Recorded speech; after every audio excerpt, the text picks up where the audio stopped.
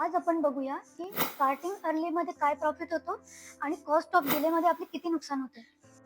Mister अजयने age 25ला 10,000ची SIP start केली, wear as mister बीने 15,000ची SIP एज ऑफ 35ला स्टार्ट केली. मिस्टर ए आणि मिस्टर बीची इन्व्हेस्टेड अमाऊंट होती 36 लॅक्स. 12% जरी रिटर्न्स मिळाले तरी मिस्टर एला मिळाले 3,53,00,000 आणि मिस्टर बीला मिळाले 1,50,00,000. मिस्टर एने जरी कमी अमाऊंटची SIP स्टार्ट केली असली तरी ते जास्त काळ मार्केटमध्ये इन्व्हेस्टेड राहिल्याने त्यांना पॉवर ऑफ कंपाऊंडिंगचा बेनिफिट मिळाला आणि म्हणून त्यांचे 3,50,00,000चा कॉर्पस तयार झाला. मिस्टर बीने जरी 15,000ची SIP स्टार्ट केली तरी सुद्धा त्यांनी लेट इन्व्हेस्टमेंट केल्यामुळे त्यांना 1.50 करोड मिळाले. त्यांचे 2 करोडचे नुकसान झाले. यालाच म्हणतात कॉस्ट ऑफ डिले.